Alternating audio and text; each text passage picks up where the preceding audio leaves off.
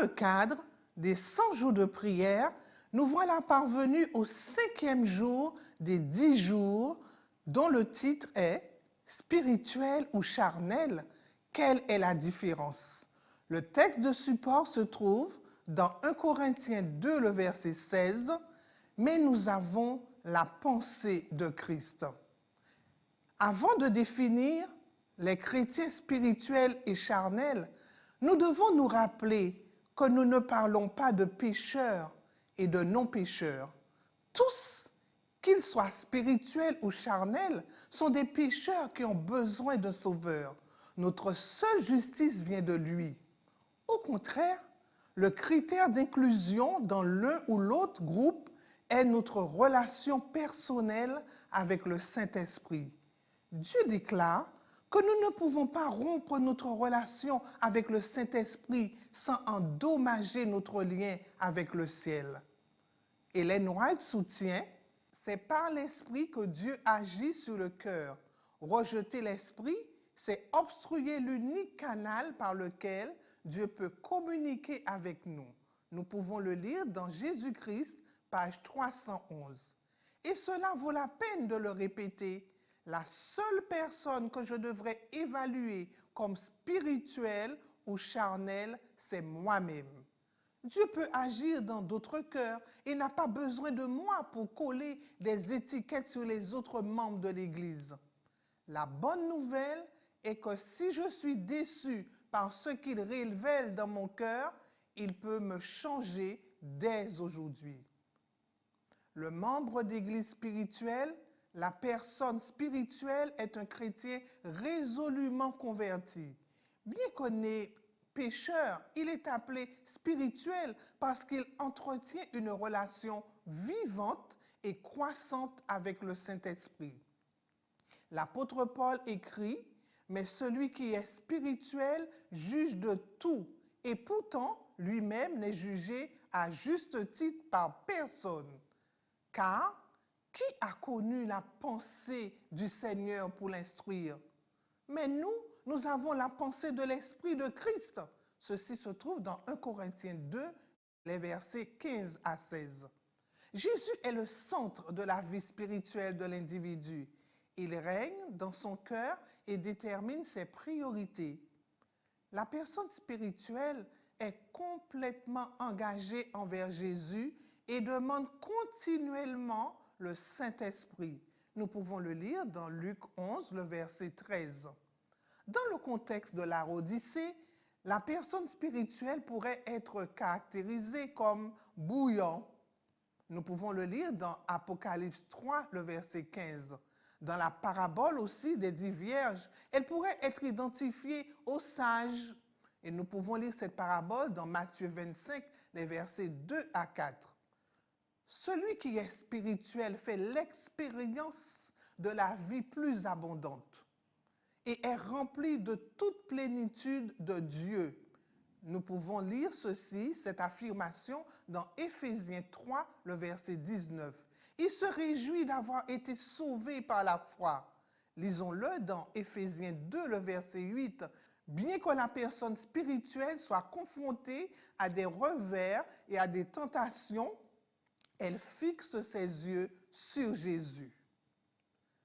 Le membre d'église charnelle, c'est une personne en fait charnelle peut avoir une relation fictive ou morcelée avec Dieu. Elle peut être discrètement indifférente au Saint-Esprit ou même ouvertement rebelle.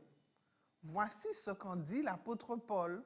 « Et moi, frères, je ne pouvais pas vous parler comme à des gens spirituels, mais comme à des gens charnels, comme à des enfants en Christ. Je vous ai nourri du lait et non de la nourriture solide, car jusqu'à présent, vous n'avez pas pu le recevoir. Et même maintenant, vous ne pouvez toujours pas, car vous êtes encore charnels. Car là où il y a parmi vous des jalousies, des querelles, des divisions, n'êtes-vous pas charnels et ne vous comportez-vous pas comme des simples hommes? En effet, quand l'un dit « je suis de Paul » et l'autre « je suis d'Apollos », n'êtes-vous pas charnels? Ce verset se trouve dans 1 Corinthiens 3, les versets 1 à 4. Nous concluons ici que le facteur déterminant doit être notre relation avec le Saint-Esprit.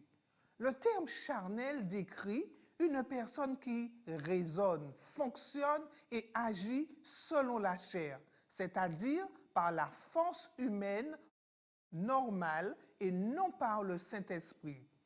Et de surcroît, plus tragique, il n'a pas choisi de recevoir la vie éternelle. Cela peut se trouver dans Romains 8, le verset 9. Paul s'est adressé au peuple charnel en tant que frère, ce qui montre qu'ils étaient membres d'Église. Il ne pouvait pas les appeler spirituels parce qu'ils n'étaient pas suffisamment remplis du Saint-Esprit. Ils n'avaient pas encore grandi dans la foi comme ils auraient dû le faire. Il est possible d'être membre d'une église pendant de nombreuses années et d'être encore un chrétien charnel. On peut avoir des connaissances bibliques et n'avoir pas encore atteint la maturité spirituelle. De nombreux chrétiens charnels ressentent une insatisfaction, une déception ou une absence de but réel dans leur vie spirituelle. Certains sont apathiques et disent « Nous ne sommes que des pécheurs, nous ne pouvons rien y faire ».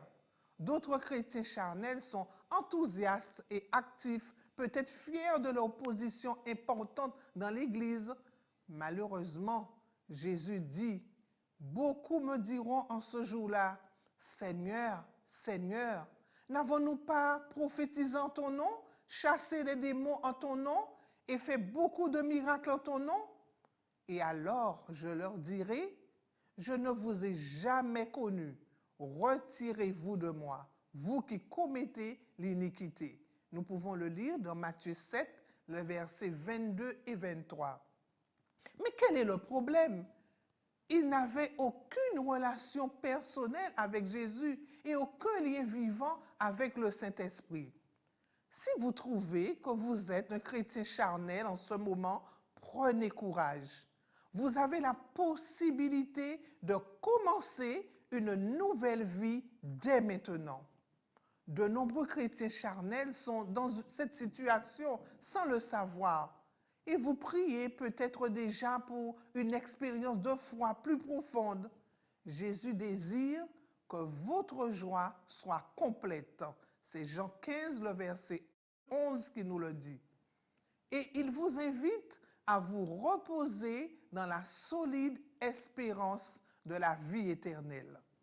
Les textes bibliques dans nos prières sont les suivants. Nous sommes comme charnels, mais il y a de l'espoir. Et moi, frère, je ne pouvais pas vous parler comme à des personnes spirituelles, mais comme à des personnes charnelles, comme à des enfants en Christ. Je vous ai nourri avec du lait et non de la nourriture solide, car vous n'avez pas pu recevoir et même maintenant, vous êtes encore charnels. Car là où il y a de l'envie, des querelles, des divisions parmi vous, n'êtes-vous pas charnels et ne vous comportez-vous pas comme des simples hommes? 1 Corinthiens 3, les versets 1 à 3. Notre prière pourrait être celle-ci. Cher Seigneur, nous relevons que ce texte biblique inclut l'adverbe « encore », ce qui laisse entendre qu'il y a un espoir de changement. Et nous te remercions, car c'est par toi, avec toi et en toi que notre espoir se fonde. Le renouveau est possible et nous n'avons pas à rester dans cette situation. Nous voulons que tu nous transformes aujourd'hui. Nous déposons au pied de la croix l'envie, les conflits et les divisions. Débarrasse-nous-en et guéris chacun de nous. Et maintenant, nous choisissons de vivre dans le Saint-Esprit. Nos demandes ont-elles des motivations charnelles? Vous n'avez pas parce que vous ne demandez pas à Dieu. Quand vous demandez, vous ne recevez pas parce que vous demandez avec des mauvais motifs, afin que vous dépensiez ce que vous obtenez pour des plaisirs. C'est Jacques 4, le verset 2 et 3 qui nous le dit. Père, la pauvreté spirituelle qui nous caractérise engendre l'absence de nos requêtes ou la piètre qualité de celles-ci, voire même les mobiles égoïstes des faiblesses humaines qui sont les nôtres. Galvanise-nous et ranime nos cœurs et nos prières. En somme, guide-nous par l'Esprit Saint.